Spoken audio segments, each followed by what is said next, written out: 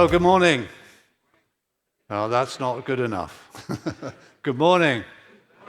Thank you. We need to get some energy in the room because we've got an exciting couple of days. Welcome to the 2025 BIIA conference. My name is Neil Munro. I'm Managing Director of BIIA and I'm going to be your conference chair for the next 2 days. So get used to me, as they say. But it's great to see so many people here. We are celebrating today, obviously, and we were celebrating last night, for those of you who joined us at our welcome reception, the 20th anniversary of our association. In June 2005, the association was formed, and we've had a very interesting history over the last 20 years, and lots changed, and a lot is changing still. And that's why we're here today talking about the digital finance and commerce and the impact of that from the Industrial Revolution 4.0, excuse me. So I'm going to talk a little bit more about that and kick things off, but obviously what I need to do first is to cover some housekeeping rules, so please bear with me while I do this. Out of respect for your fellow delegates and for the speakers, I really would appreciate it if all mobile devices were kept on silent. That would be very helpful. Most of you, I think, are staying at the hotel, so you probably are already connected to Wi-Fi, but the Wi-Fi password is there. It's an open network, so please feel free to use that. And we're very happy if you wish to use LinkedIn to promote the sessions and the speakers. If you do, please tag BIIA to those posts. We will pick them up and gladly repost them. So we'd like to get as much activity on social media as we can. We do have an app for the conference. Hopefully most of you already downloaded it. If you haven't, I would encourage you to download it by using that QR code. All of the speakers' details are on the app. All of their CVs are on the app as well. So we won't be going and reading out long CVs as part of the conference, so we can maximize the time of the sessions that we have and the keynotes we have available. So please do that. You can use the app as well to chat with and make contact with fellow delegates if they've already registered and given their permission to do so. So again, another reason for using it if you wanted to reach out to somebody in particular. So please do that. We then obviously I think that's all from a housekeeping perspective. What I'd like to do before we go too much into the conference is to thank our sponsors. Obviously, without their support, it's really very difficult to run these events. We had some great support from our supporting partners of CETOS and from Forrester, for our bronze sponsor, Credit Bureau Singapore, for our silver sponsors, which is Cedar Rose, Credence, and Data, and TransUnion, our gold sponsors of CRIF, Experian, and Optisol, Business Solutions, and our overall sponsor of Worldbox. So please, I'd like you to just give them a round of applause for their support. We have been undergoing a little bit of a change at BIIA, you may have seen. We've been through a strategic review as part of our sort of 20th anniversary, and we've repositioned ourselves very much as an association in terms of the work we do. We have 4 key pillars to the work we do. One is obviously the knowledge and the research, the insight and the vision that we've been doing for 20 years, and we have a huge repository of information about what's happening in the industry and what's coming up in the industry. So I would encourage you as members to make the most of that. The other pillar of our services is our community work, and that's part of why we're here today. We really do want to nurture the community that we have and grow that community. And a large number of reasons why members join us is because of that community. And I've already seen through the reception yesterday that rebonding of that community at this event. So that's what the other thing we do. We do advocacy as well. So we are here to support you and to work with policymakers around making sure that the industry can progress and grow in a sustainable way. And our 4th service, which we've recently started doing, is actually helping members in their country in terms of helping them in consultancy with discussions with regulators. So those 4 pillars are very key to what we're doing. And I'm very pleased to say I think that's resonated well, not only with the current membership, with new members. And we do actually have and had quite an increase in membership in the last 12 months. So these are the new members, 13 of them that have joined us since our last conference, and we're very proud.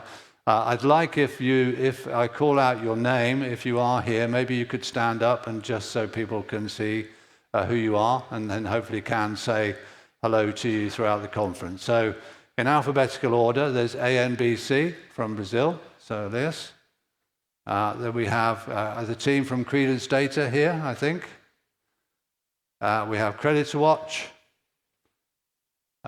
We have a Credit Report Latin America who unfortunately aren't here with us. We have dataprovider.com. Thank you. You should give them a round of applause, you know. We have, I think it's Guanghai United Credit Information Services. Forgive me for the pronunciation. We have Info Credit Group, not here. Island Credit Solutions. Well done. And Nice Information Services. Optisol Business Solutions, who are a sponsor, as I've just mentioned. Pacific Regional Credit Bureau Association, who aren't here, but there are a number of members from that. QCC Tech. And RIME. Great. Thank you all very much for that, and welcome as new members. And as I say, if you are an existing member, please make them feel welcome by coming and talking to them during the breaks. So we move on really then to our theme, and our theme of Digital Finance and Commerce in Industry 4.0. It's a long title, but it's very relevant. We're all going through huge technology change, and we, in our conference last year, started talking about technology. BIIA has been talking about technology and developments for many years. I think that's one of the things we pride ourselves on, is being able to bring these subjects to discussion before they become mainstream. But we continue our discussions this year, and we really wanted to reflect on how technology is changing digital finance and commerce and the changes that are going on. And one of the reasons why we're here in Malaysia this year is it was quite clear to us when we were planning the conference that there was a huge amount of work going on by the government of Malaysia around digitalizing both government and assisting digitalization in the economy. So we're very, very pleased that we've been able to secure for our welcoming remarks Mr. Silva from the Digital Ministry, and we're very, very grateful for him sparing the time to come and provide some welcoming remarks. We're also very grateful to CETOS, our member, for actually arranging that to happen. And I would like to ask Jimmy, who's the Chief Operating Officer from CETOS, to come and welcome, say a few remarks, and also welcome Deputy Secretary General to the stage. So please welcome Shinmi.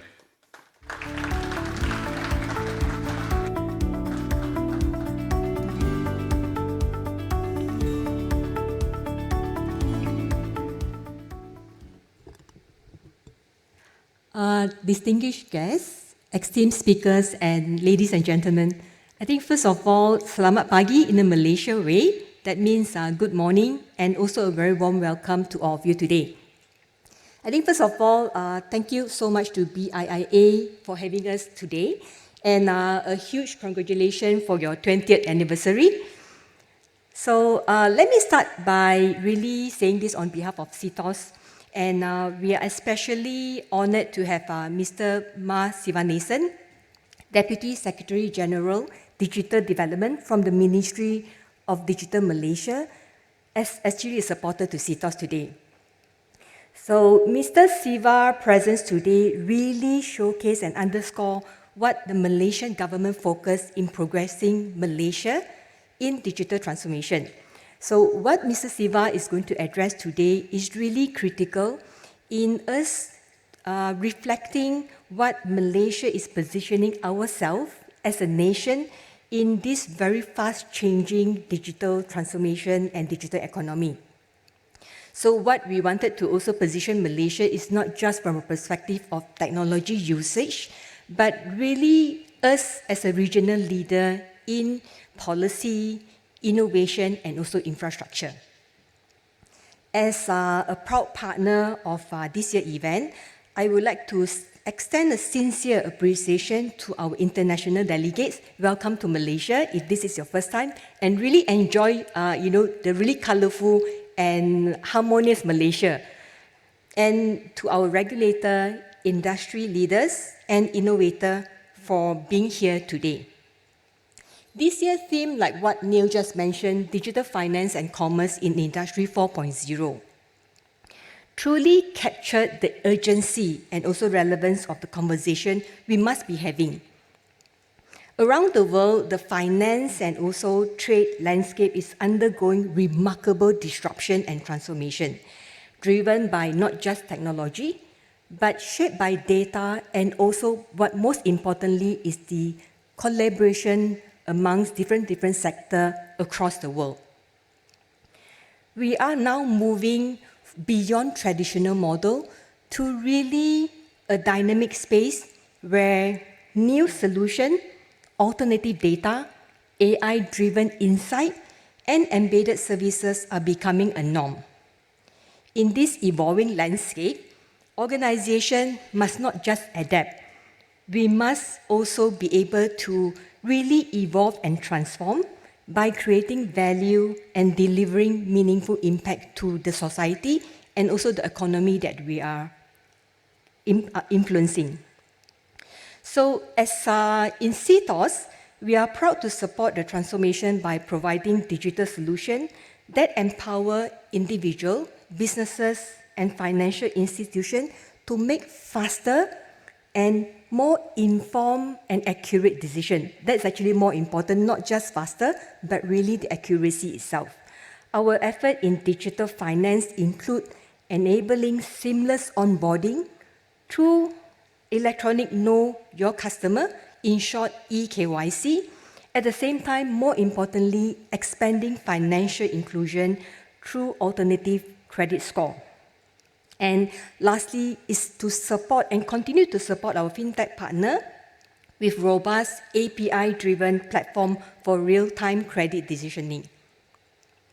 We also believe that financial or digital finance must go hand in hand with responsible data use, financial literacy, and most importantly, inclusion. These are the principles that we have been actually using in our practices to guide our innovation and then help us then form various partnerships across the ecosystem. So this is actually where, in parallel, trade enablement become a very important initiative for us, not just from how we run our business, but really a strategic growth area. At CTOS, we are deeply involved in trade enablement, with more than 20,000 businesses that we are engaging every year, and also including international customers across 33 countries. This undermines a very strong principle that we are taking, that we are committed in facilitating cross-border commerce and delivering trusted data-driven solutions at scale.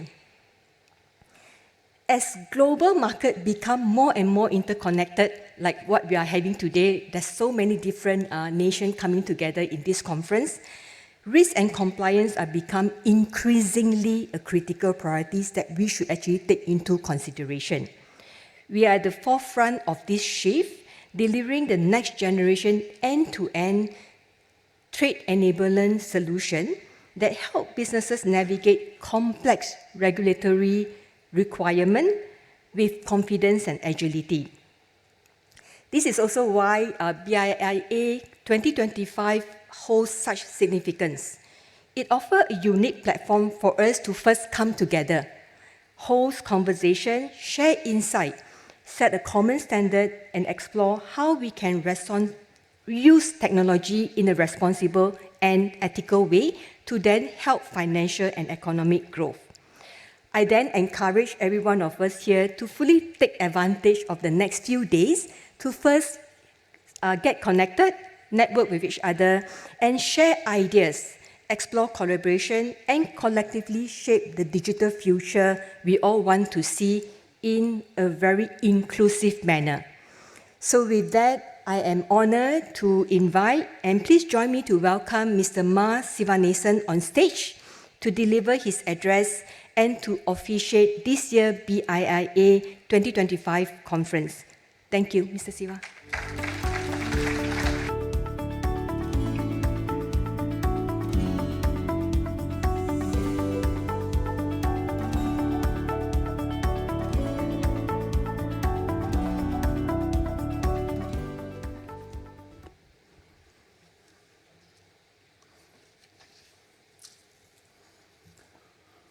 Distinguished guests, esteemed speakers, ladies and gentlemen, salam sejahtera, selamat pagi, and a very good morning to everyone. It is a great pleasure today to join you at the BIIA Conference 2025, a biennial event held every 2 years by the Business Information Industry Association. I understand this year's conference also marks BIIA's 20th anniversary, a significant milestone that reflects the association's remarkable journey and enduring contributions. The theme for this year, Digital Finance and Commerce in the Fourth Industrial Revolution, is both timely and relevant. This gathering brings together speakers, experts, and delegates from across the globe to exchange insights on the evolving future of digital finance and commerce.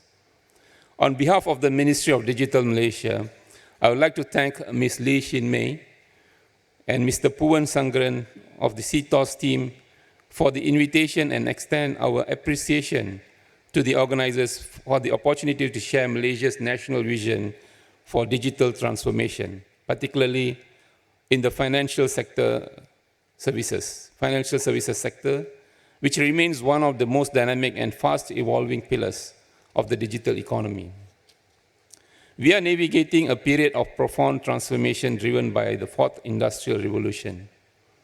Emerging technologies such as artificial intelligence, blockchain, data analytics, and cloud computing are redefining how economies function and how financial services are delivered and consumed. Across the world, we see major shifts in financial access, consumer expectations, and institutional roles. These developments prompt important questions. How do we harness these technologies for the greater good? How do we balance innovation with stability and speed with trust? For Malaysia, digitalization is not just a trend, it is a national imperative.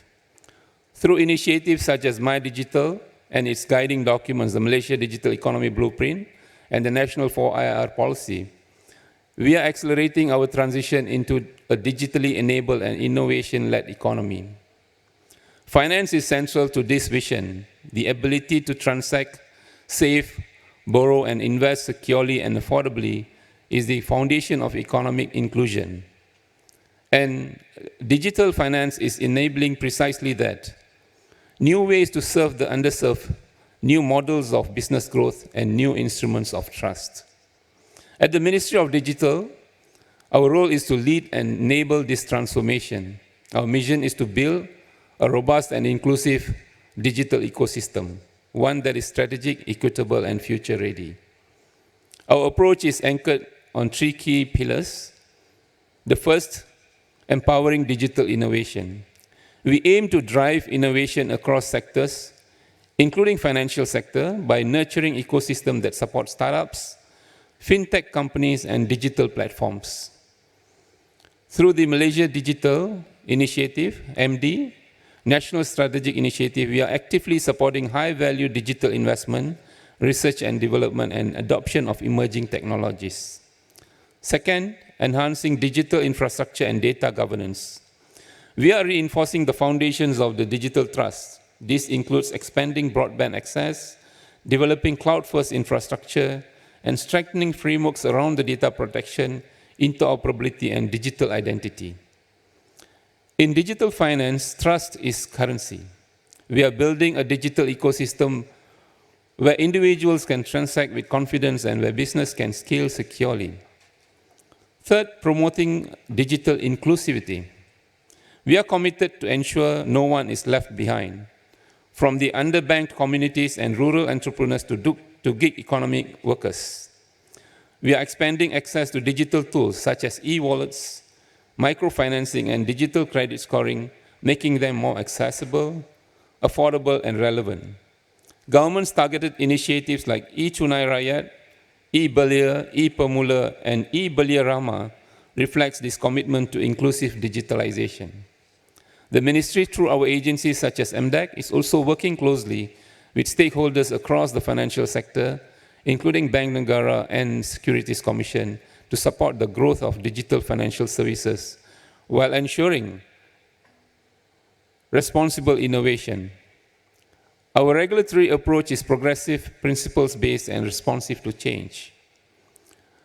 The transformation of finance in Malaysia is well underway, and over the past few years, we have witnessed a significant shift in how financial services are accessed and delivered.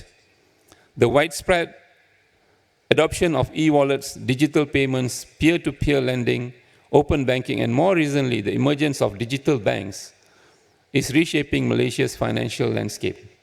These developments are enhancing convenience and efficiency while also promoting greater financial inclusion, particularly for the underserved segments such as micro SMEs, gig workers, and informal sectors.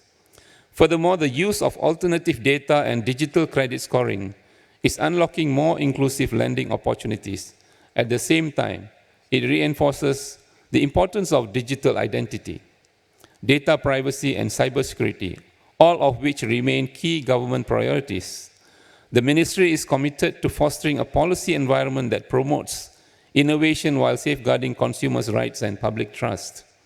We are also mindful of emerging risks, including cybersecurity threats, data misuse, and algorithmic bias.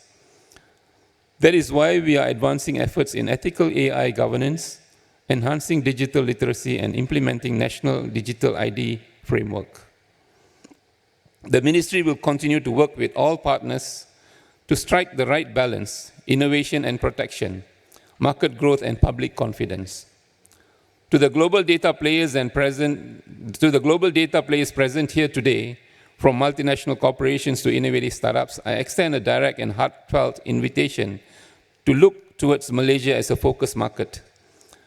Explore our ecosystem, discover why we are rapidly becoming the preferred destination for data centers, data analytic hubs, and digital innovation.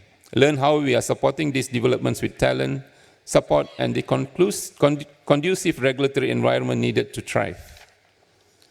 Looking ahead, it is clear that no single actor can drive this transformation alone. The digital future of finance must be co-created. Collaboration between government, industry, academics, civil society, and global partners is essential. Let us work together to build a financial system that is resilient, inclusive, and responsive to the needs of people and businesses in this digital era. Once again, I commend the organizers for convening this timely and important conference. I wish all participants fruitful discussions and continued success in your digital journey. Have a productive day and an enriching experience at this BIIA Conference 2025. Thank you.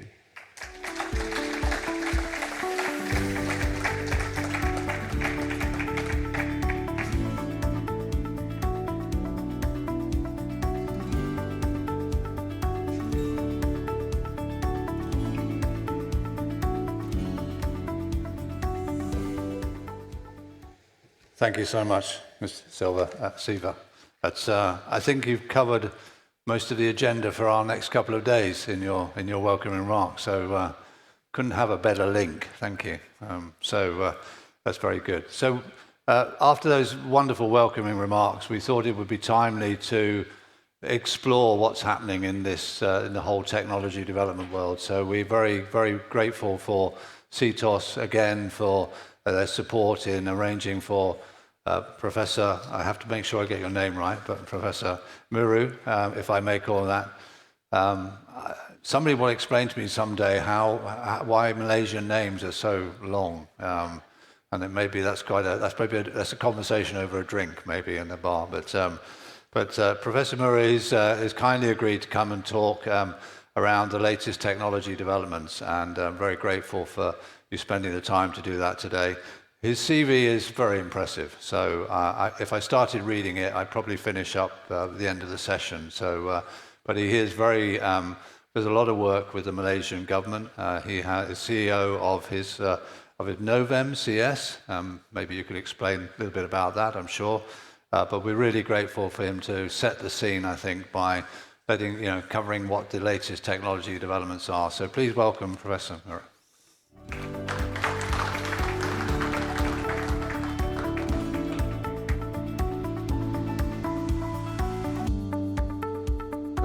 Clickers there.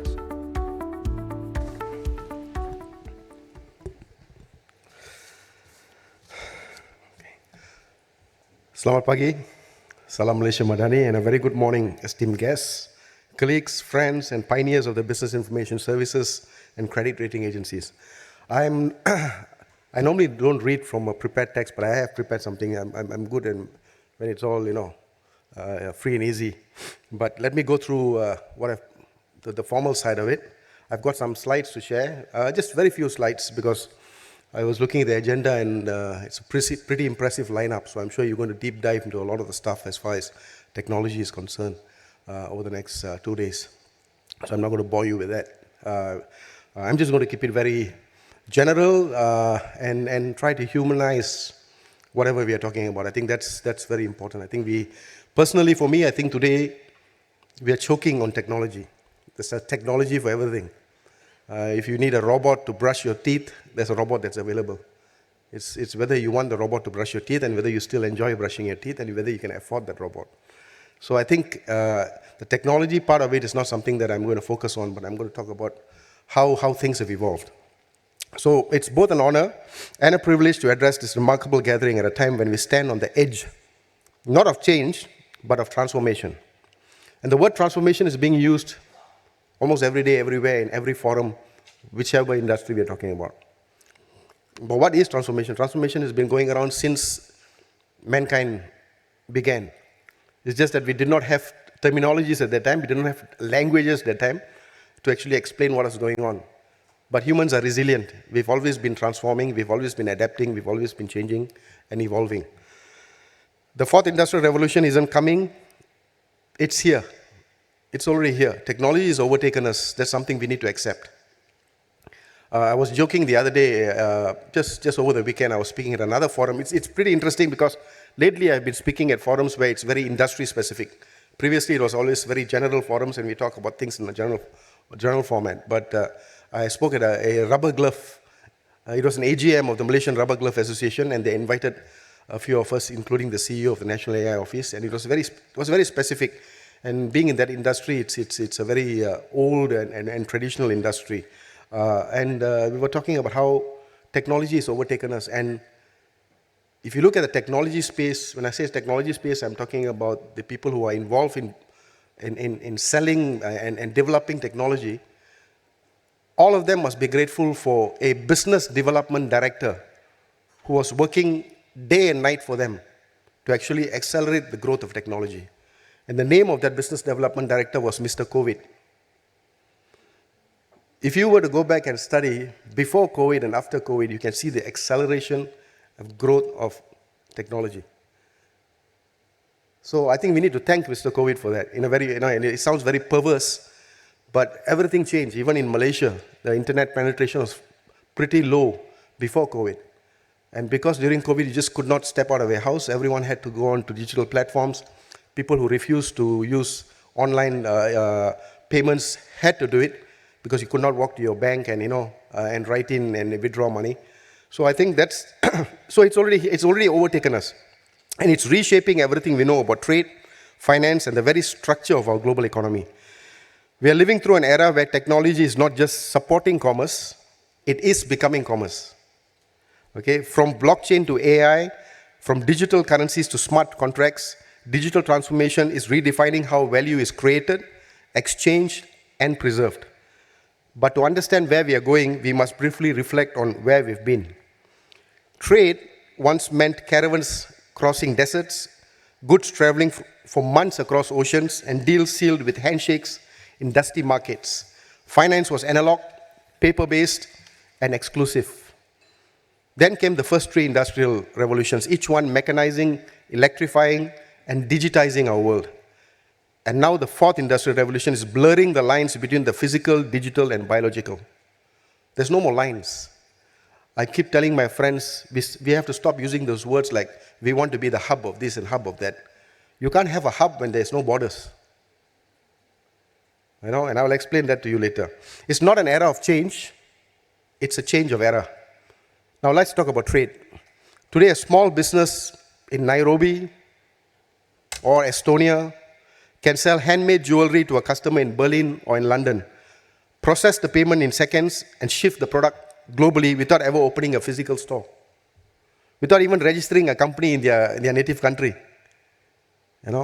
I could be a guy who's traveling from a country coming into Malaysia, and then, probably I have a family business producing something.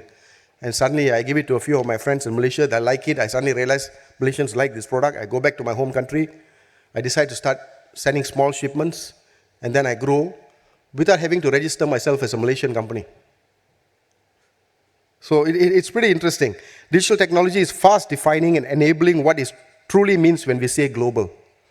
Today, you can start a business and be global from day one. I speak to a lot of youngsters in the universities and give them. I started my first, the word startup didn't exist that time. That time it was just you start and you survive. I started my first company September 1999. So it's been 26 years. It's a bit tired actually, but I've seen how things have changed and the way traditionally businesses grow. You start small, then you start going, probably open up another branch, then you go to a next state, then you go national, then if you're really convinced and you're big enough, you go regional. But today you can be a global player from day one.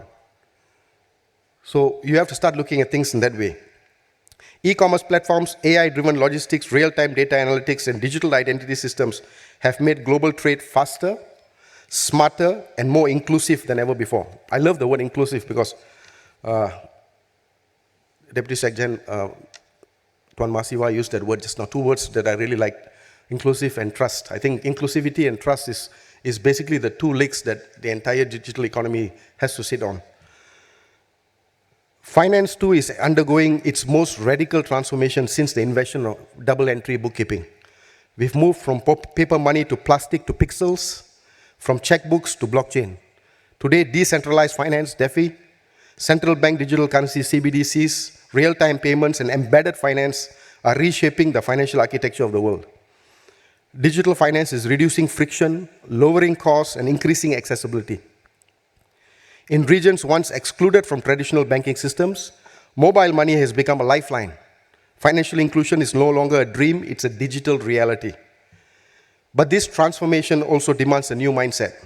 Trust is no longer built in marble halls and vaulted ceilings. It's coded into protocols, verified by algorithms, and anchored in cybersecurity and regulation. I'm a cybersecurity guy, so I tend to be the doomsday person whenever I speak everywhere. So I'm not going to speak too much about cybersecurity, but I might probably just touch on it later. But this transformation also demands a new mindset. Trust is no longer, as I said, is no longer built in marble halls and vaulted ceilings. The question is no longer, can we digitize? Okay, that question also came up at the event I spoke in on site. Why do we need to digitize? Why do we need to go AI? As it is bottom line, we're looking at bottom line, we are scraping times have been tough after COVID, blah, blah, blah, and why do we actually know to digitize? I think we have come to a point in time when it's either you keep up or you lose out. So my advice to the rubber industry people is, I told them this, I said, would you consider your industry a sexy industry today? Is it an industry, a bunch of youngsters who are going to be graduating, say, or studying, or have already graduated out in the job market? Is it an industry where they sit down and have a cup of coffee and talk about, I want to work in the rubber industry?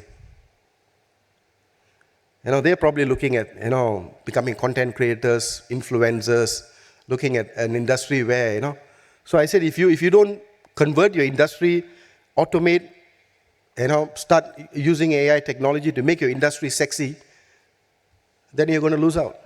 Then you're going to keep having, because one of the pain points that they highlighted was lack of talent. They're not able to get people to work. So you go to study and say, why?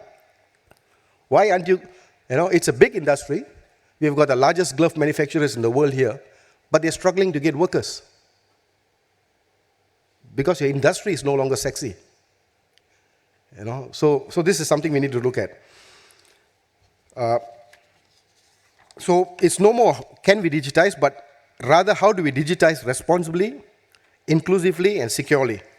As industry leaders, technologists, policymakers, and entrepreneurs, you, me, and we are the architects of this new world. But let's be clear, digital transformation is just not about technology, it's about people. It's about building systems that empower, not exclude. It's about using AI not just to automate, but to augment human potential. It's about shaping a digital economy that is inclusive, ethical, and sustainable.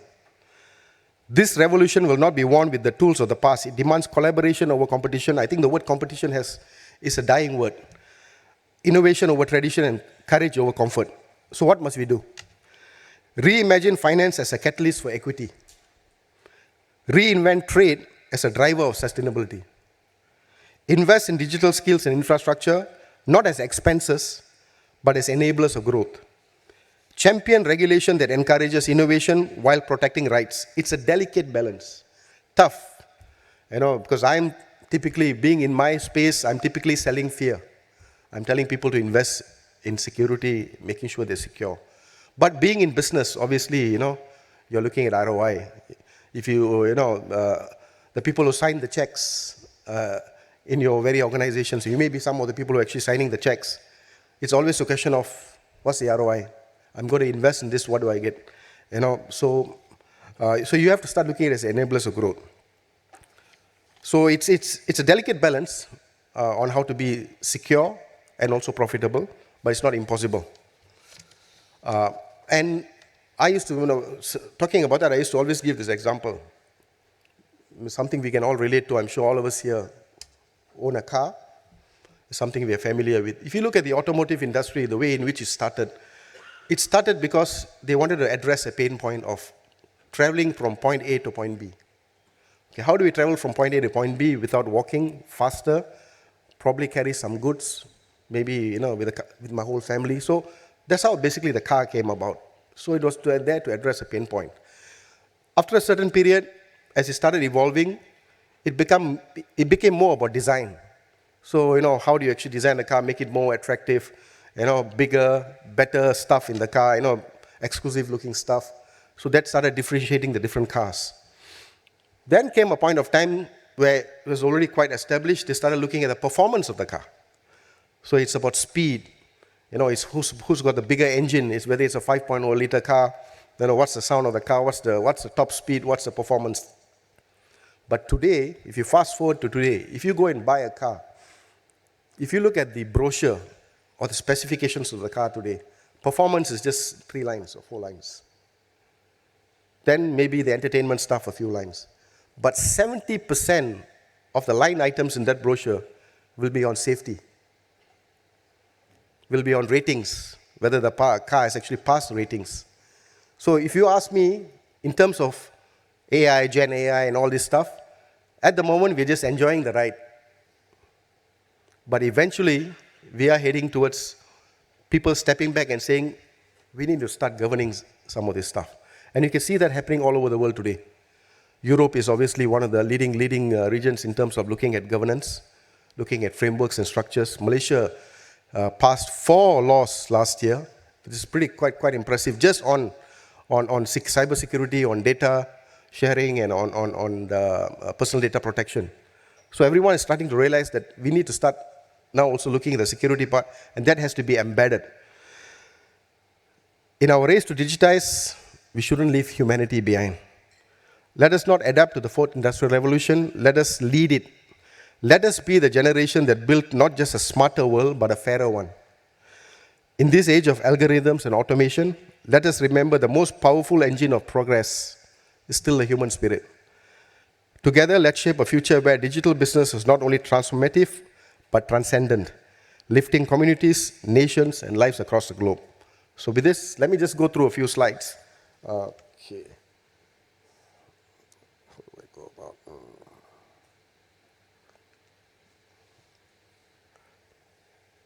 How do I move this? Oh, okay. Go back this way. Right. Okay. Okay, sorry, I was having some problems with my PowerPoint slide, so it's on PDF, but it's okay. It's pretty clear. Whatever we do in the technology space, keep this as the 4 things always in your mind. Whatever you invest in today, because it's an investment, let's not fool ourselves. Technology is also creating a large gap between the haves and the have-nots. We have to admit that. There's only that much of open source free stuff out there. Beyond a certain point, you need to start paying. So so we need to also have a look at that. So if you're going to be investing in technology, make sure it's scalable. Why scalable? Because if you look at Malaysia, for example, and also probably regionally, transformation is not moving as fast as it should be moving because the basic infrastructure is still very legacy-based systems. So at that point of time, you were investing in something because you wanted to solve a problem. But then you later realize that technology has become obsolete. Or this technology A doesn't speak to technology B. So you make sure that today, if you were to be dealing with, say, someone who's selling you technology, or you are planning as an organization to invest in technology, make sure this question is asked from day one.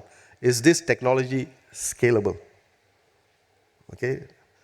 Don't tell me after 2 years, sorry, the spare parts don't exist, or the warranty is over, okay? Because some of this stuff is not cheap. Make sure it's secure from day one. So in the cybersecurity world, we've got something called application security, AppSec, which is basically shifting left. So previously, if you look at the apps on your phone, the app is rolled out. Security is up to you. It's whether you download an antivirus or some firewall system to then protect yourself. Security is not embedded in the app. Now the app developers themselves are realizing that they need to come up with secure apps. So security comes from day one. They're starting to build security within the app itself. So make sure whatever technology you're investing in is secure. Because what this technology is processing is data. I'm sure many of you are very experienced and many of you attend many forums, and you would have heard this common statements like, data is the new currency. Data is the new oil. So typically, I will always counter it by saying, if data is the new currency and if data is the new oil, both these industries are heavily regulated. Try printing currency now. In many countries, printing currency is considered treason. It is in Malaysia. And the sentence for committing that act is actually hanging. So try printing currency. Try selling petrol outside in a bottle. So these are very heavily regulated industries. Now ask yourself the question, how heavily regulated is data? If today I wanted in Malaysia we've got the national IC for those who are from overseas. If I wanted someone's IC number, phone number, and some other personal details, I don't need to go and do a high-tech hack at the Ministry of Registration, National Registration, or I just go hack into any pharmacy. As long as you're a pharmacy member, I have 2 million Malaysians' data.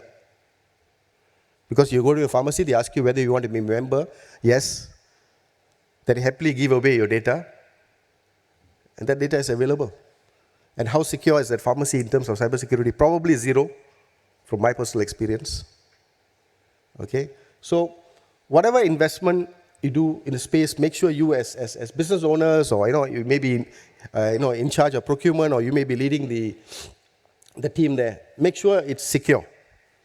Make sure it's sovereign. Now, this is something else which is becoming a global issue. How do you define sovereignty? Because there's no borders. There's a border between Thailand and Malaysia. I can say, your sovereignty, your access ends here and begins here. But how do you define sovereignty in the technology world? There's no borders. So this is becoming a challenge. So Europe, for example, is coming up with their own cybersecurity sovereign ecosystem. So basically, once it's out, once it's implemented, they will only be buying within EU partners. So whatever technology they're investing in will be only within the EU. So they are trying to create sovereignty by that. So sovereignty is something that is not easy, but what I normally advise is I keep telling them, you don't have control over the technology. Because the technology is evolving, it's all been driven by market forces. You don't have control over the technology. So this is both for the government and for industries. But what you have control over is the people, processes, and the governance. So in the people, process, technology, governance framework, the people, process, and governance is something you have control over. Technology you can't, because technology is being developed. So make sure it's sovereign and make sure it's sustainable, obviously. Okay. So technology is reshaping trade flows.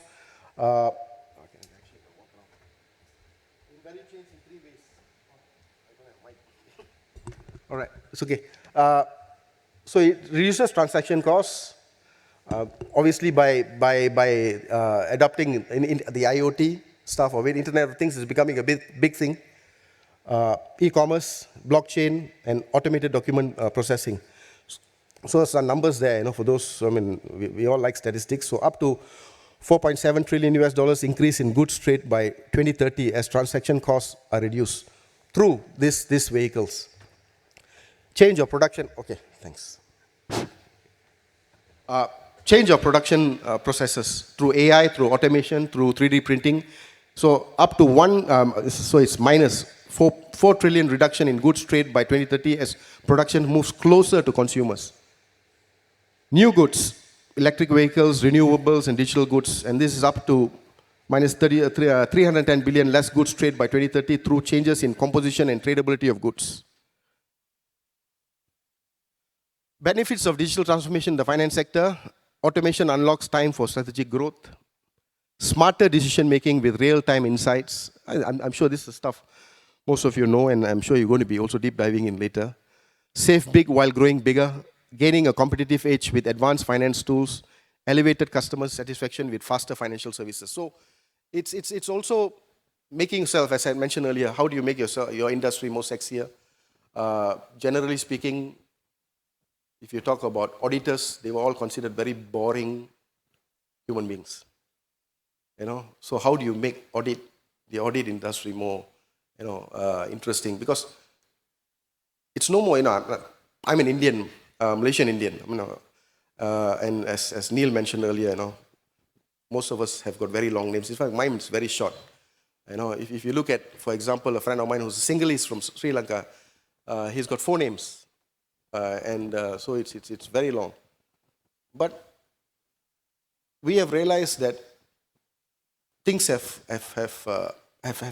evolved, and you need to make yourself more interesting. When I grew up, I basically had no choice. It was not a matter of choice. If you're an Indian family in Malaysia, you're given 4 choices: lawyer, doctor, accountant, engineer. And if you wanted to be a lawyer, you have to pray that you're born as the elder one, because if you're the second one and the elder brother has already chosen lawyer, then you have left to 3. So we basically had 4 choices. Okay?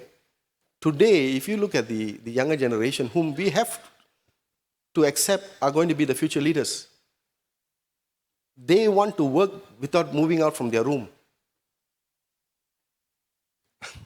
They want to wake up, sit on their chair, even before they brush their teeth, and run their business. But how do you convince these people now to come into these industries like we consider traditional? Because if he's your son, he'll turn around and say, Papa, how long did you take for you to make $1 million ringgit? It took me about 10 years. I can do it in 1 month by just doing NFTs, non-fungible tokens. A friend of mine, his son, one son is I think in year 12, the other one is in year 9, but my friend is in cyber. He's homeschooling them. He's taught them how to play with this NFT thing and go into the metaverse. Both the boys are making about 60,000 ringgit per month. If I was to go and study law, come out and join as a junior LA in a legal firm today in Malaysia, depending on the firm, but it ranges between 2,500 to about maximum 4,000 ringgit per month. How do you argue now with this? How do you convince him now? So things have changed, So we have to start looking at stuff like this, because whichever industry we're in, we still need humans. We still need human capital. We still need professionals. So, but how are we going to now address this? Key trends in digital transformation for financial services: hyper-personalization, AI-driven financial advice, embedded finance and open banking, APIs for seamless integration. So this is, you can go back to what I spoke to you about scalable. Today, obviously, systems have advanced. So, systems do speak to each other. This was one of the challenges we were having years ago, If you have a system, two different systems in an organization and they don't speak to each other, it's a big problem. Cybersecurity innovations, AI-driven threat detection. So AI is also now helping. And we are pretty late to the game. The threat actors actually were more advanced than us. They started using AI. So that the concept of somebody sitting in a dark room in a basement with a hoodie hacking into a system doesn't exist anymore. It's all AI-driven. So the hacker could probably be sitting across you having a cup of coffee with you at Starbucks, but the system is actually hacking. Okay? And this is all, you're talking about milliseconds. So it's only now, obviously we are at a disadvantage because the bad guys don't have protocols. The bad guys don't have politicians. The bad guys don't have parliament. The bad guys don't have procurement departments. The bad guys don't have legal departments. So they don't have to go through a whole lot of process before they can make a decision. They can just take the tool and they're good to go. So it's a battle which, to me personally, we will never win. All we can try to do is try to stay as close as possible to the threat act. And one of the easiest ways is to AI versus AI. I keep telling some of my friends in cybersecurity, they keep showing me this thing called security operation centers, just to, this is away from your, but it's security operation centers, I'm sure SOCs. And they keep showing me rooms of a bunch of people sitting down, looking at the screens, and then you've got the world map, and then you've got boom, things showing. I keep telling them, who are we fooling? It can't be man versus machine anymore, it's machine versus machine. We just do the governing. Blockchain and DeFi, smart contracts. So obviously most of you know what smart contracts are. Rise of digital-only and neobanks, fintech integration, digital wallets and CBDCs, growth in wallet adoption. AI is obviously, the footprint is increasing now. Various, not all of them equally. I suppose certain industries are accepting and adopting it quicker than certain industries. We have many traditional industries. For example, in Malaysia, we have the rubber industry. It's very traditional, run by very traditional businessmen. We've got industries like the palm oil industry, again, very traditional. It's been a tough call for them to convince the palm oil industry people to actually go towards automation. Of course, the fear is always that I'm going to be replaced. And I'm sure you heard this. AI is not going to replace you. You are going to be replaced by people who accept AI. So AI is not going to replace you. It's just going to take us to the next level. And we are so concerned about, today we talk about 30 people losing their jobs. Because of AI, these 30 people are going to lose their jobs. Let me tell you, maybe 30, 40 years ago, if you wanted to move a boulder from point A to point B, maybe longer than that, you needed 100 people to actually physically pull the boulder from point A to point B. If you look at all these buildings which are 500 years old, 1,000 years old, you needed actual humans to move a boulder from point A to point B. But when the crane was created and the crane came in, these 100 people lost their jobs. Nobody complained. They just went on to do better things. So, for example, as far as the Malaysian government is concerned, I have spoken to in a few events. The fear is always there that you're going to be replaced. So I look at it a different way. I keep telling them, I say, we are looking towards having a 4-day week in Malaysia. So I keep telling them, one of the ways that you can accelerate and convince to get a 4-day week is to adopt AI. So you remove some of the repetitive tasks, remove some of this stuff, and that frees you more time, gives you more time, and it allows you to have a 4-day week. Then they look at it differently. But if you just tell them technology, you've got to adopt this technology, this can do this, people do have a fear. technology either excites you or overwhelms you. It does one of these two.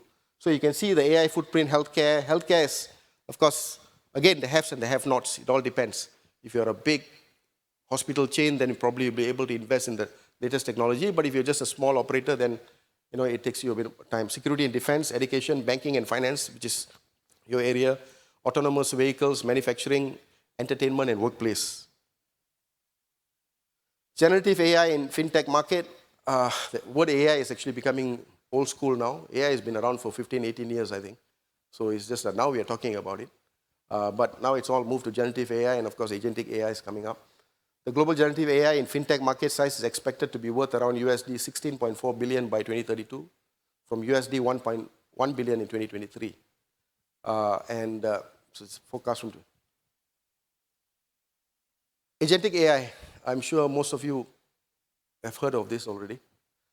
52%, this was done by Capgemini, plan to deploy AI agents in 2025, up from 10% in 2024.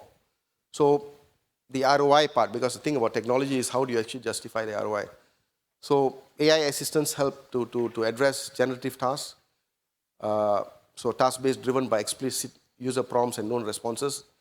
And then you've got the AI agents, goal-based, driven by dynamic interaction and autonomous actions. So that helps with your decision intelligence. And then you have agentic, the whole thing is one, but agentic AI systems or agents that pursue complex goals in dynamic organizations and solve problems.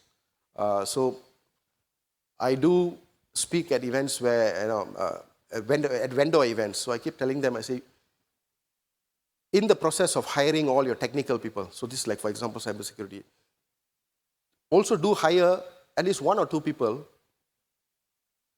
who can speak cybersecurity in human language.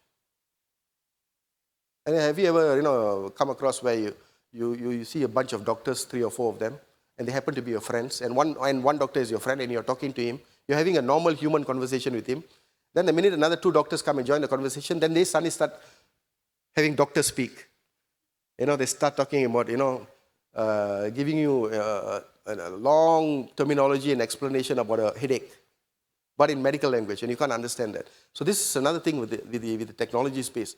We're just bombarded with all these terminologies, but you need to also hire people who are able to humanize and tell you technology, explain technology in marketing language, explain technology in financial language, explain technology in human capital language.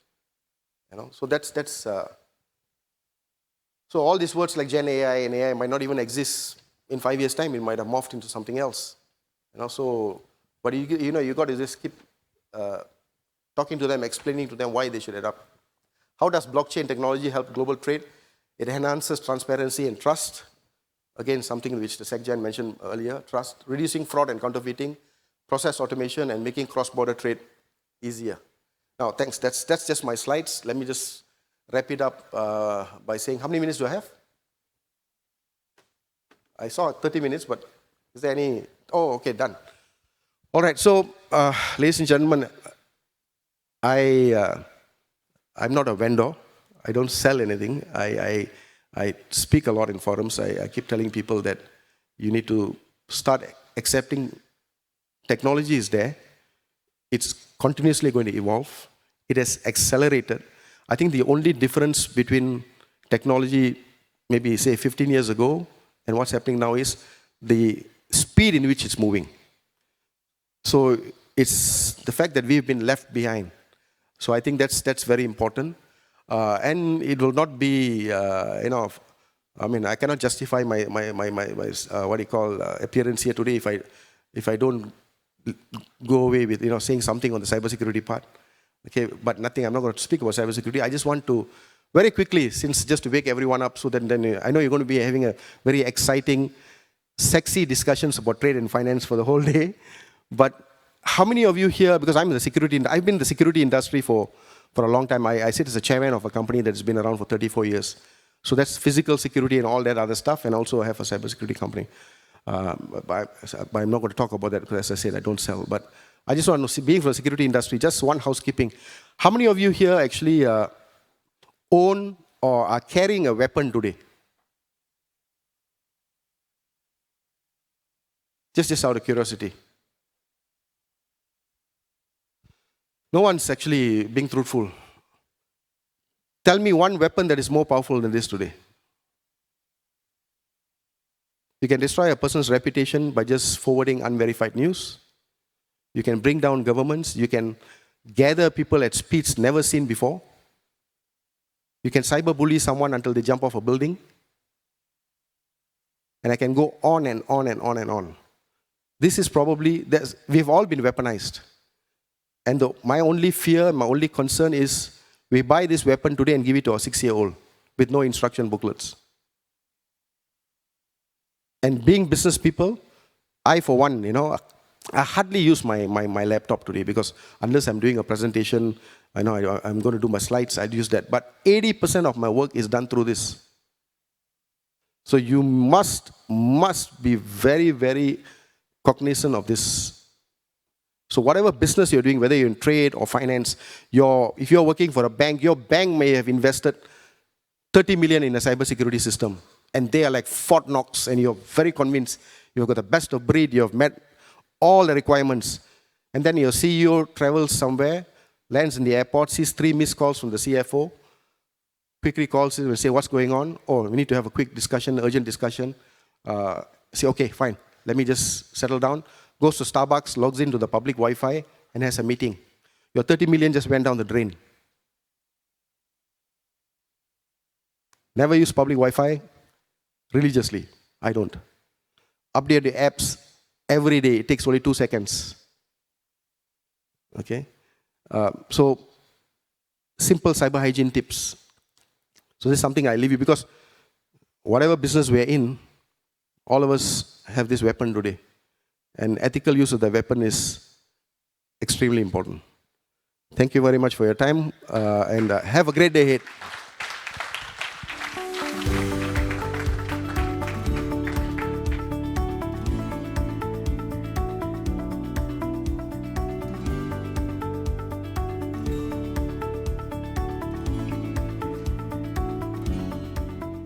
I could say this is the only weapon I've got, but no.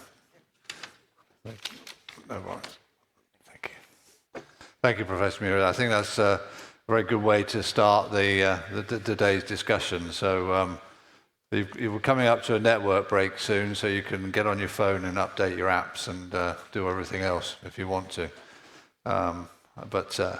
It's great to have those two scene settings, and we looking at what's happening in technology, where the governments are, and so when we were putting together the agenda, we thought about, well, what does this all mean? How are businesses reacting to all this? And Professor Mura sort of started that discussion, but we're very pleased to actually have Dawn Lai who's the president of Experian Information Services in Malaysia, who's going to talk about the work that they did with Forrester on actually leveraging technology and data for smarter financial decisions, which I thought was a nice flow because it talks about then what does all this technology mean? How are businesses reacting to it? So Dawn's now going to discuss that. So please welcome on stage Dawn Lai.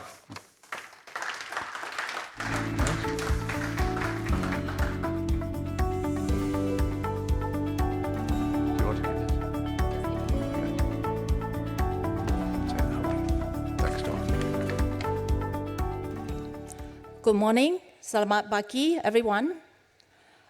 We have heard a lot today from Malaysia governments in terms of the initiative driving the digital society. I think from Professor, Murugasan, I hope I pronounced correctly, in terms of the digital trends across the world, right? As what Neil just now mentions, what we wanted to share today from Experian is about the trends that we are seeing, the perspective across the different organizations, definitely if you look at it from finance, from telco industry. Okay, so yesterday, I think many of you who are here who attended the ICCR meeting. There are quite, if I look at it, there are quite a lot in terms of the adoptions of AI. There are a lot of buzzwords in terms of AI that we have heard across organizations, how they use it in terms of part of their offering, the AI role in credit reporting, how you use the AI-powered financial advice for financial inclusion, or even for what I so-call hyper-personalization. And also, I think one of the particular interests that I'm seeing is even regulator, the Central Bank of Brazil, yesterday has shared in terms of how they leverage AI chatbot for their internal processes. Ultimately, if you look at it, be it for internal, external use, the technologies are here to stay. The technology are here to enable us to actually do our job better, and actually definitely helping organizations to serve their customer better. And many of us here are BI provider, technology provider, credit bureau, and how the perspective today we are going to share is in terms of how the client, the business leader are viewing the emerging technology, how are they using it to make a smarter decision. Okay. So let me look at it from artificial intelligence and machine learning to blockchain and cloud computing, right? These are innovation no longer just buzzwords. They are the driving forces behind digital transformation in finance and commerce. And according to Experian's latest strategy for growth, perspective from the boardroom report, these are not just enabling, helping them to enhance their customer experience. It is also helping them to look at more precise risk assessment and ultimately drive a new level of profitability. So for all of us here, ultimately it is about staying ahead of the advancement in the volatile environment, and ultimately it is important for us to leverage the tools, right tools and insights to help our customers to do their job better. Okay, let me take a moment to introduce this Business Insight Report. It is a comprehensive study that actually look at the evolving needs and challenges faced by the businesses leader today. And we commissioned the report, Experian has commissioned this report in August 2024, and it is conducted by Forrester's Consulting. We are looking at about 1,320 business leaders across finance and telco industry. Why are we choosing these two industries? They are the two industries that are at the forefront of digital transformation and innovation, right? So the survey, the study has spanned across 10 markets in terms of EMEA and APAC. And if you look at it, this including Australia, Denmark, Germany, India, Italy, New Zealand, Norway, South Africa, Spain, and Netherlands.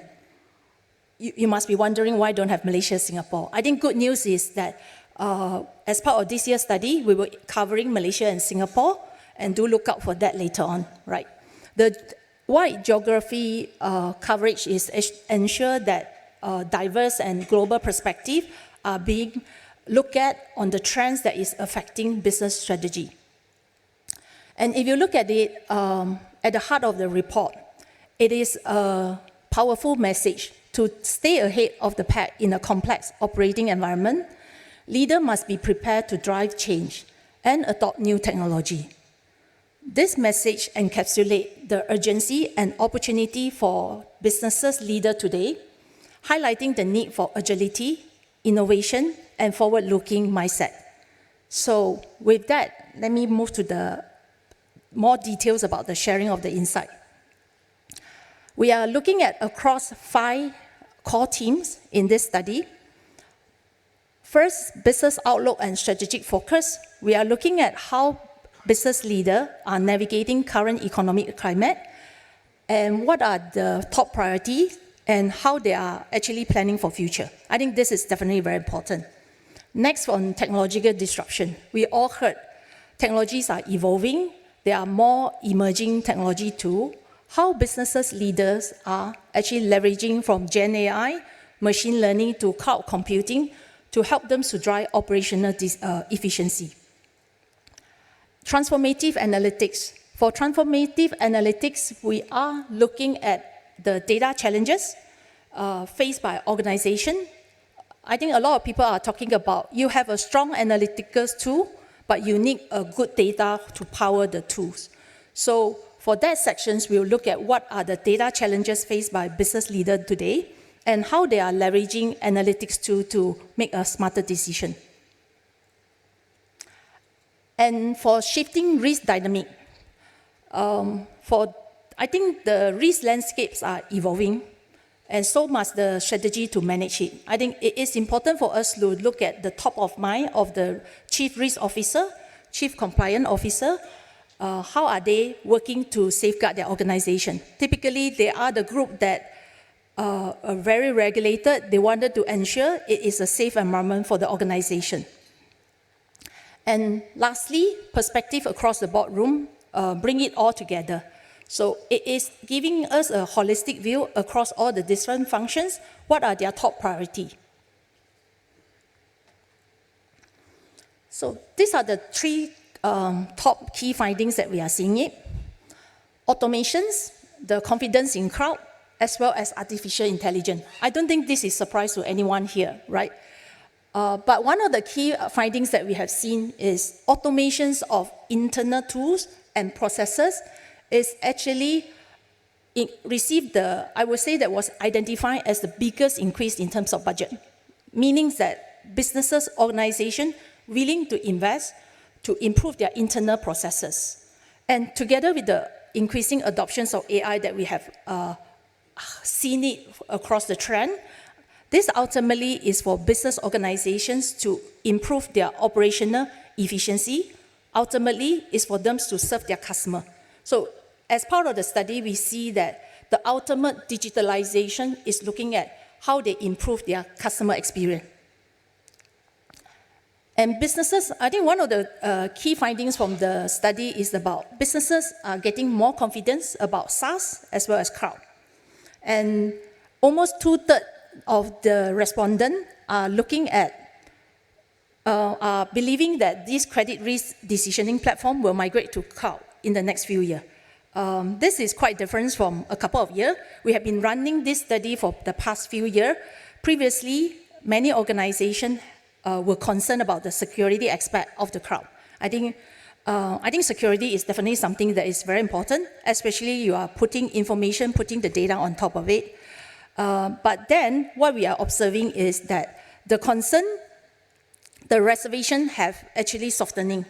I would say that this is definitely a combination in terms of the effort put in by the vendor, which is a cloud provider like AWS, Azure, Google, in terms of demonstrating the security protocol on their cloud platform, as well as how businesses are recognizing having the advantages by moving to cloud and SaaS in terms of cost advantages, in terms of software management as well.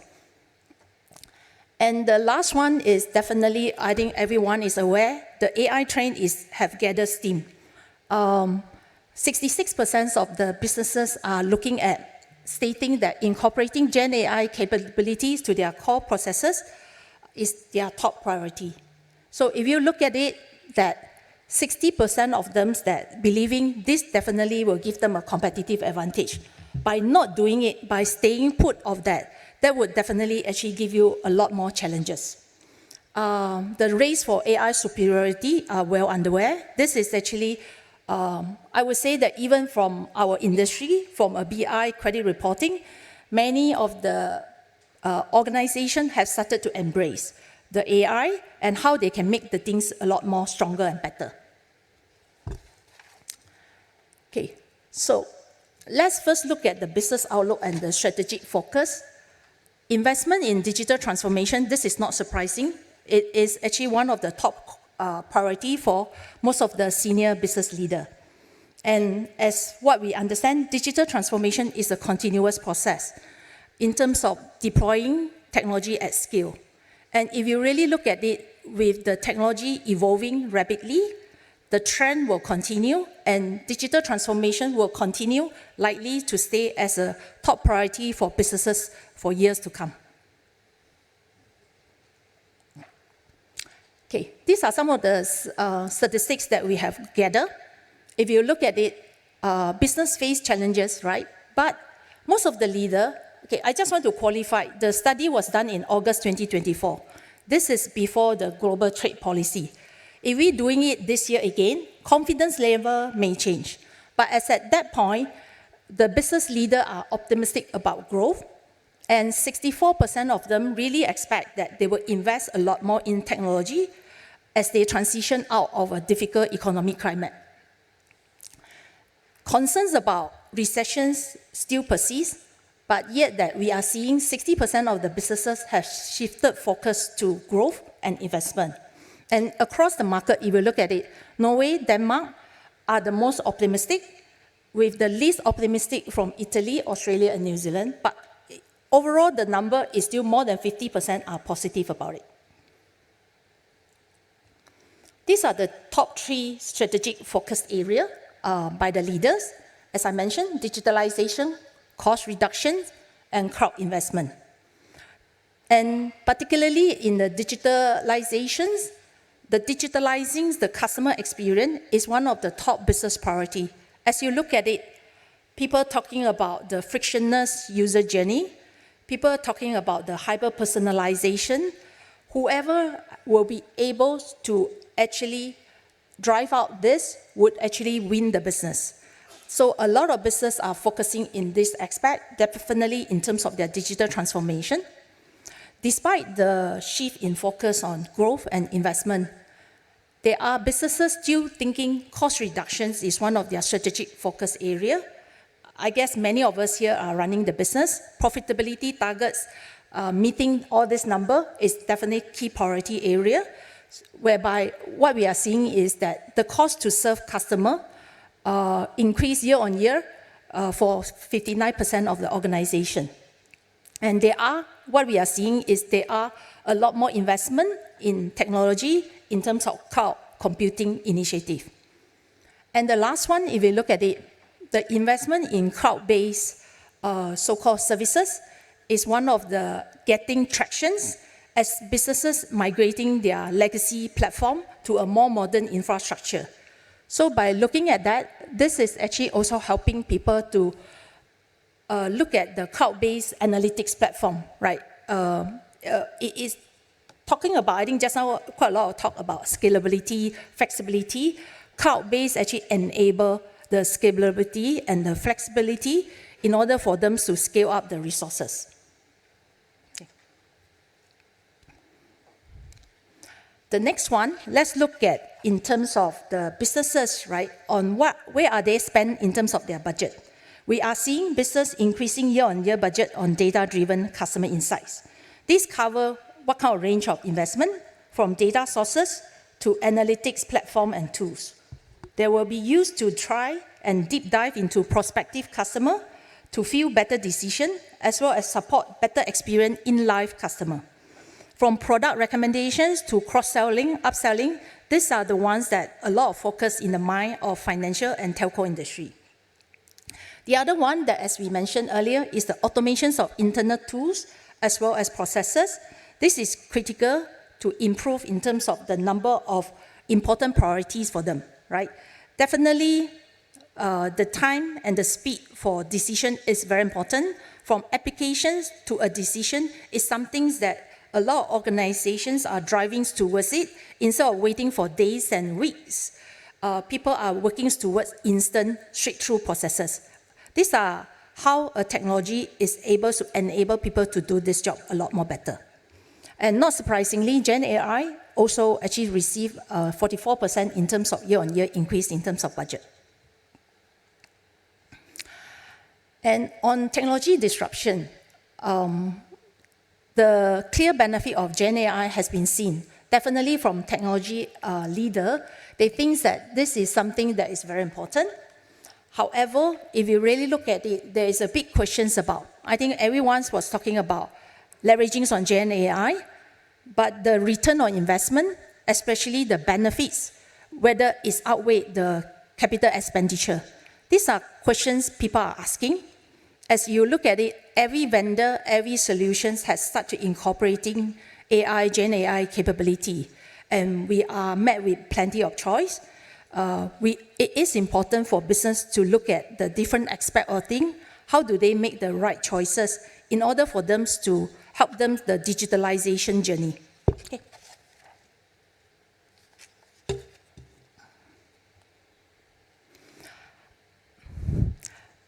Okay, as I just talked about the, in terms of the ROI, so 58% of the leaders are struggling to decide what will be the Gen AI use cases, but we will deep dive into the Gen AI general use cases as we get the surveys through the business leader. If you look at it, right, there are many use cases across Gen AI. Which are the one with the most potential when it comes to credit risk? We are seeing it, analyzing alternative data has received the most potential in terms of Gen AI use cases. Unstructured alternative data, a lot more organizations these days are looking at how they can integrate traditional data sets with the alternative data sets, and the unstructured data with the advanced capability of Gen AI in terms of extracting information, making sense of the contextualized information would definitely give a boost in terms of enriching the predictive model, right? And beside that, there are other aspects in terms of use cases on Gen AI, in terms of monitoring assistance.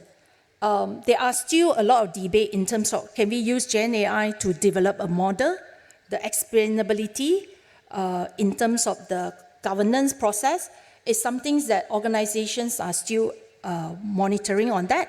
However, with the support of Gen AI, the analytics and the data teams would be able to do their job a lot more better, and actually using Gen AI model to diagnose if there's any lower efficacy of the model, using the model-driven analysis would definitely help to provide model performance improvement as well as the advice.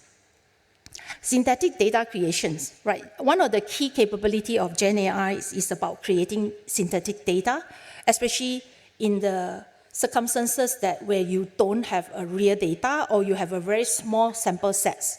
And the beauty of it is it itself do not have, I think the data is anonymized and it provides the same statistical characteristic and inferences in terms of the model. I'm not going to go through all this, but these are typically some of the use cases for Gen AI based on the respondents in terms of their requirement. In terms of automations, right, we are looking at driving between fast and slow times to yes. As I mentioned, it's about the decision. Do we want to make a very fast decision? Do we want to make a very slow decision? Across all, I would say that the respondent, less than 50% of their credit risk management are actually automated. I think this is a good news for us, right? Where there is a gap, there is a need. It is for solutions provider, data provider to look at how we can enable businesses to be able to go through a straight-through processes. And as you can see from here, 39% of the businesses that we have surveyed take more than 1 day to weeks in terms of getting a decision. It's only 4% of them less than 5 minutes in terms of decisioning. And there are gaps.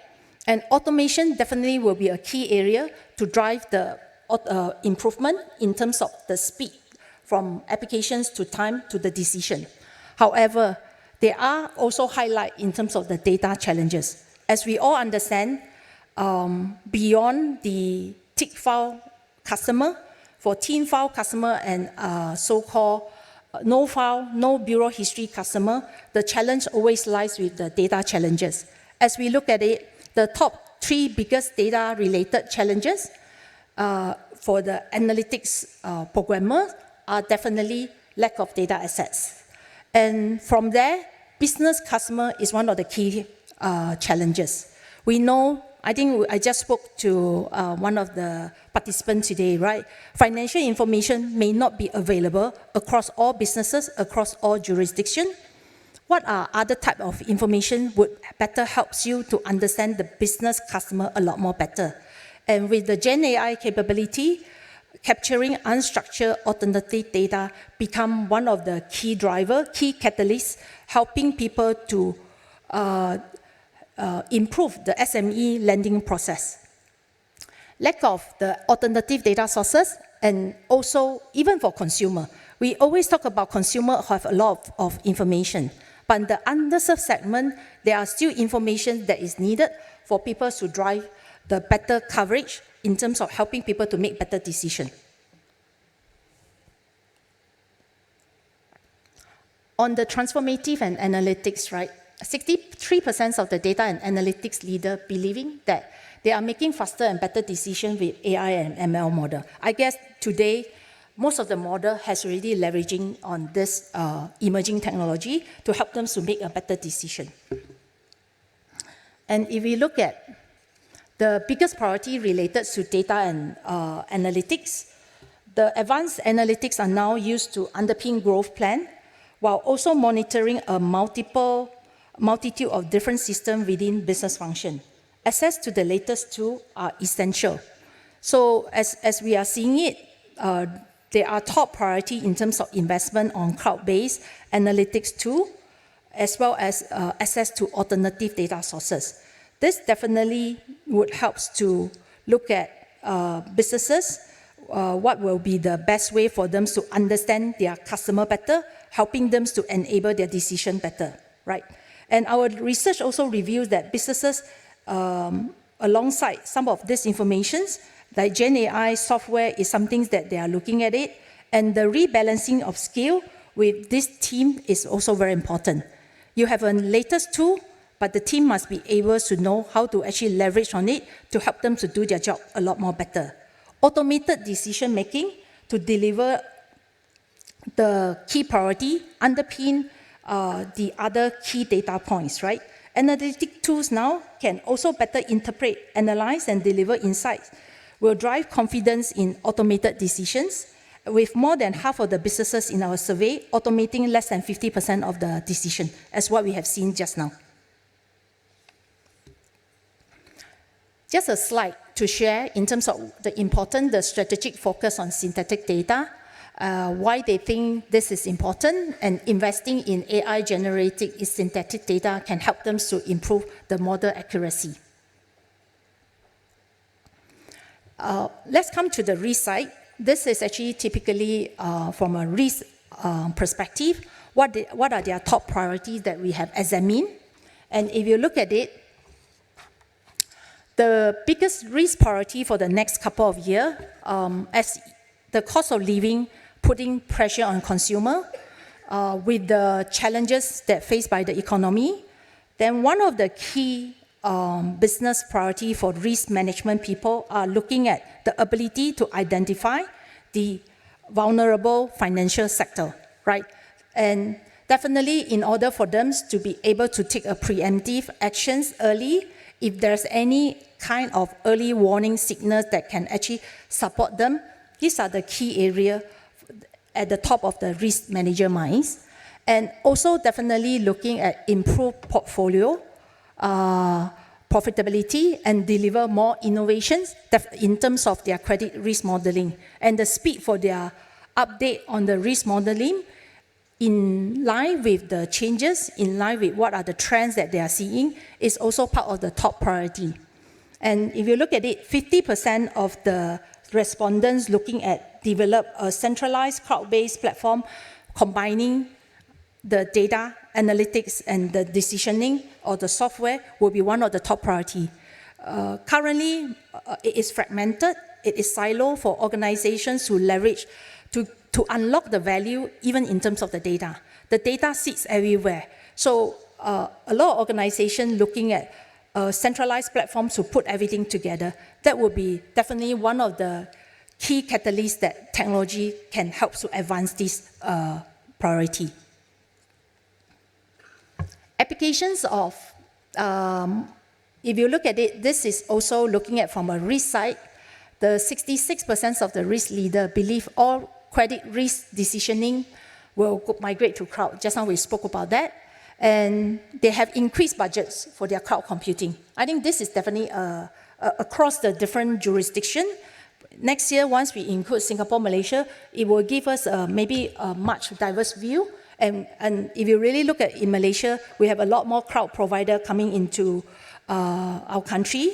And definitely that would address the data residency issue. The adoptions of cloud will definitely increase in times, and the receptiveness from business leader, as what we are seeing, is really definitely has become increasingly better, right?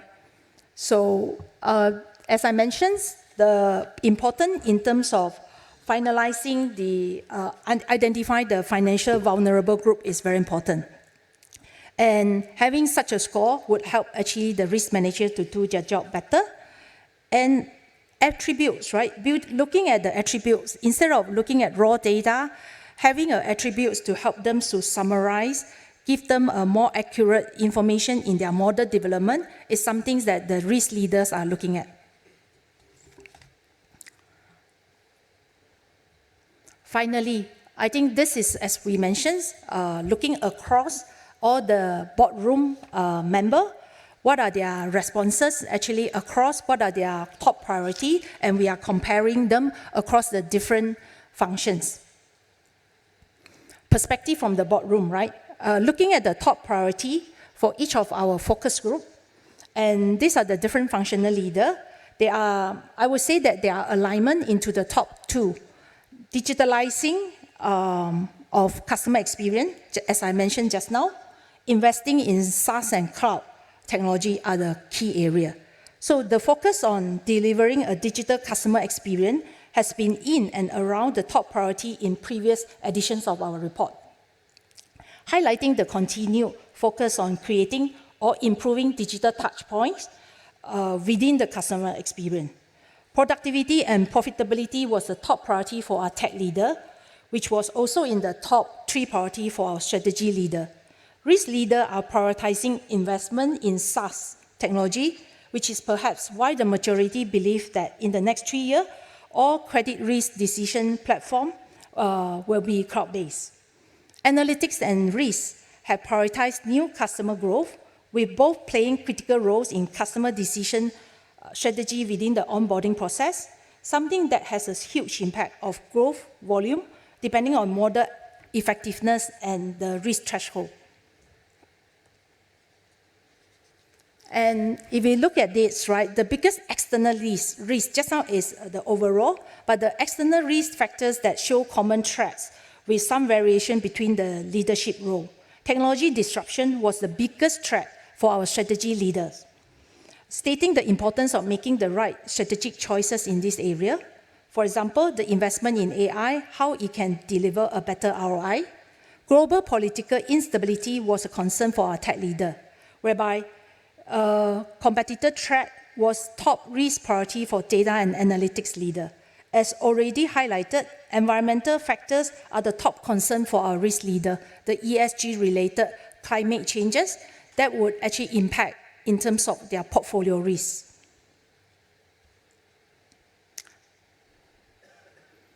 The key takeaway, I would say that if you look at it, 64% of businesses expect more investment in technology, and as we transition our difficult economic climate, investment in cloud-based analytics tools such as sandbox environment is also a key priority as business look to build on gain by applying AI and ML model that works very well in the cloud environment. Investment in digitalization and automations of credit risk assessment is clearly prioritized, along with the interest in new alternative data sources.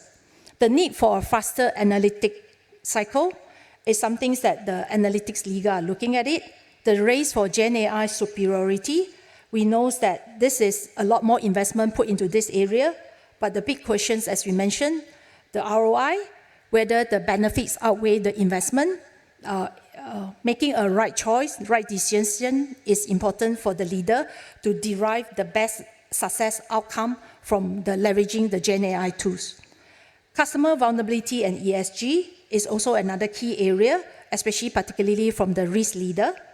Data-driven insights and automation, this is definitely, as what we have seen from the study, receiving the biggest share in terms of the investment decision from the business leader this day. I think that's about it. This is the summary of my key takeaway.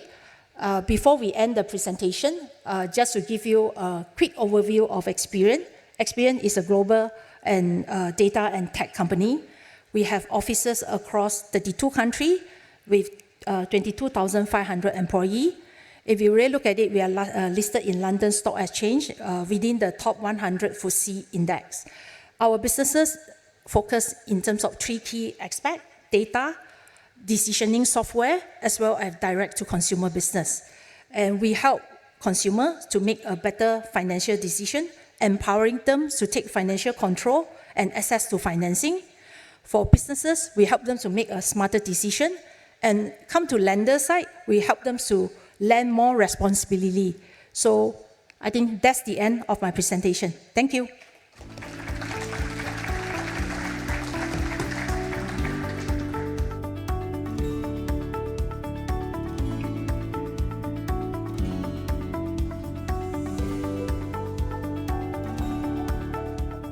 Thank you, Dawn. A lot to unpack from a very comprehensive report, and thank you for bringing it in on time. I appreciate that. That report is available on the BIIA website. It's a public document, so would encourage you to read it. I think there's a lot of useful information in there, and I think it sets us up nicely for our session after the networking break, which will talk about the use of technology in finance and commerce, where we'll dig it down into some of the more detailed uses. So before we get to that session, we do move now to a networking break. A couple of things really, just to let you know, please do provide feedback on each of these sessions via the app. You can do that, so there is that will help us very much in building conferences for the future, so please do that.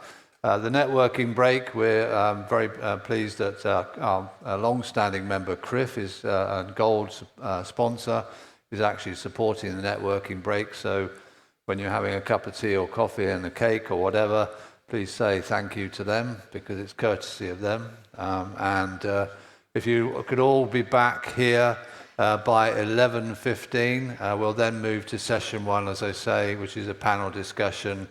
And I think you'll find some of the information in that very interesting. But thank you so much for your time so far. Thank you for our keynote speakers for all of their input. Much appreciate it.